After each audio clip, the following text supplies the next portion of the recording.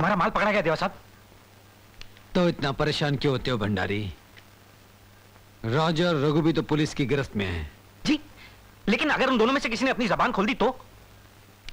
भंडारी, हमारे आदमियों की जबान इतनी कमजोर नहीं जो हमारे खिलाफ खुल जाए। जो सर पर कफन बांधकर हमारे लिए काम करते हैं, उनकी जिंदगी की हिफाजत करना हमारा धर्म है। कल सुबह का नाश्ता वो लोग सलाखों के पीछे नहीं, हमारे साथ करेंगे।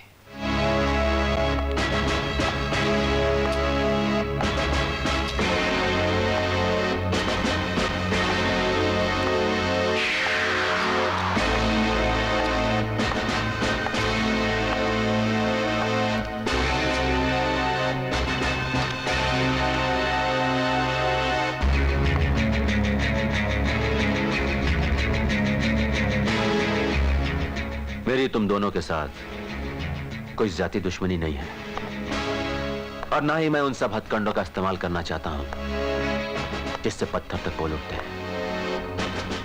मैं तुम दोनों को एक पूरे दिन का वक्त देता हूं। ठंडे दिमाग से मुझे कल तक सोचकर बता देना कि तुम दोनों किसके लिए काम करते हो, वरना कल सवेरे मुर्गे की पांव के साथ साथ तुम दोनों की जबान भी तोते की तरह बोलने लग जाएगी। तुम्हारे पास 24 घंटे हैं, सिर्फ 24 घंटे।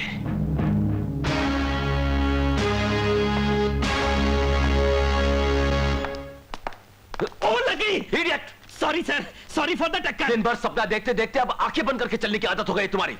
सर वो चक्कर ये है सर, यू तो know very well sir, habit sir, आदत सर, मजबूर सर। बट सर वो आपके लिए इनविटेशन है सर। किसका इनविटेशन है? सर वो देवा साहब ने अपने बेटे की हैप्पी बर्थडे पार्टी की है सर, बहुत लोग आएंगे सर हैप्पी बर्थडे कहने।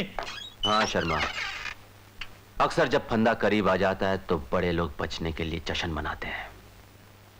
मुझे पूरा यकीन था कि ऐसी कोई ना कोई इनविटेशन आती होगी। खैर, ये देवा साहब का बेटा करता क्या है? मिस्टर इंडिया है सर। अच्छा, कोई बॉडी बिल्डर है?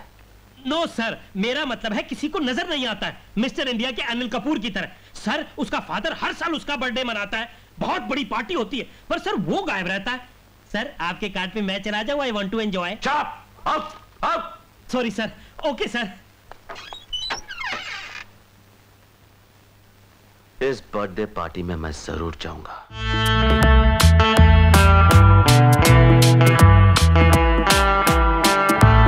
Good, I'm happy to hear that.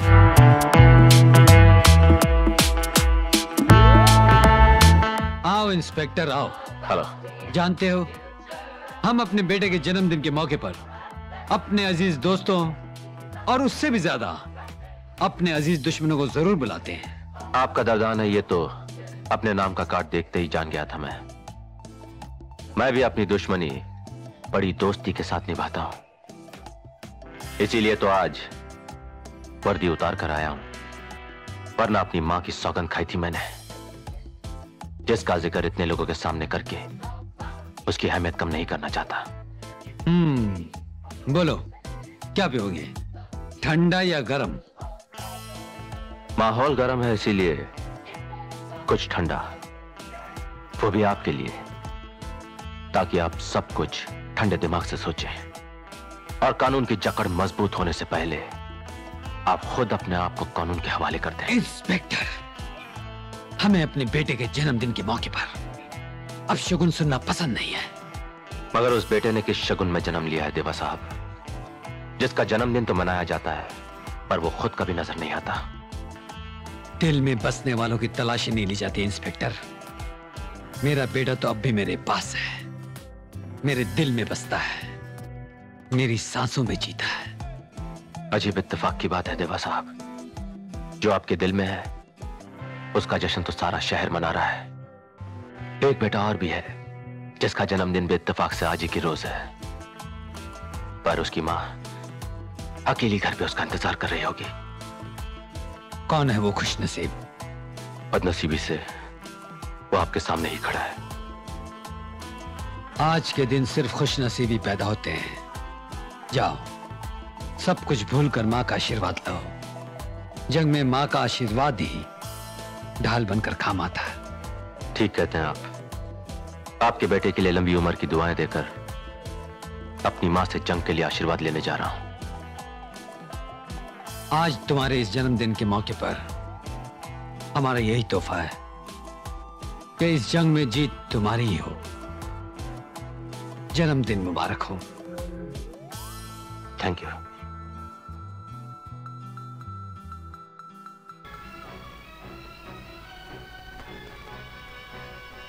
हर हफ्ते चला आता है इधर। अरे बाप की धर्मशाला समझ रखी है क्या? चल अंदर चल। अब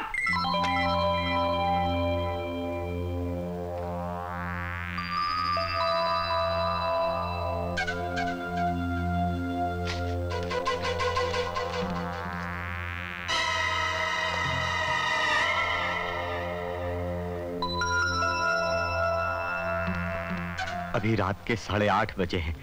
ठीक 12:30 बजे इस चैम्बर के दाहिनी ओर दीवार में एक धमाका होगा। तुम लोग दीवार के उस पार चले आना। वहां एक कार खड़ी होगी जिसका ड्राइवर तुम्हें मेरे पास पहुंचा देगा। ठीक 12:30 बजे। देवा।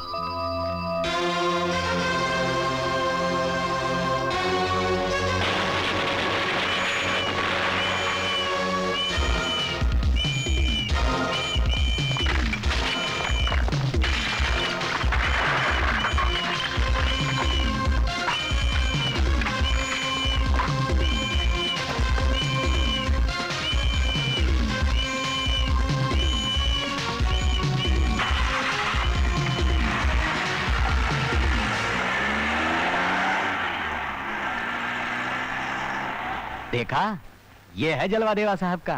और वो कल का लौंडा हमारी जबान खुलवाना चाहता था, वो भी मुर्गे की बांग के साथ। अरे देवा साहब की तो परछाई छूने में भी उसे 7 जन्म लगेंगे। गाड़ी क्यों रोक दी?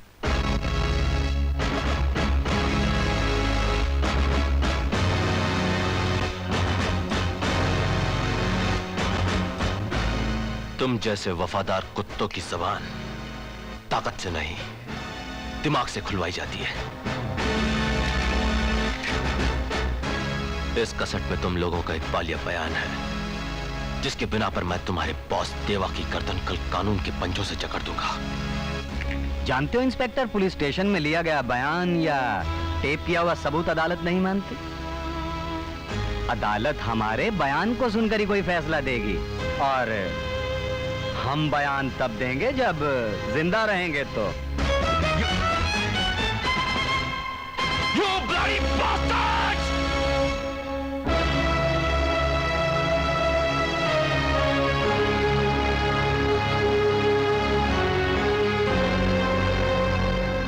भंडारी,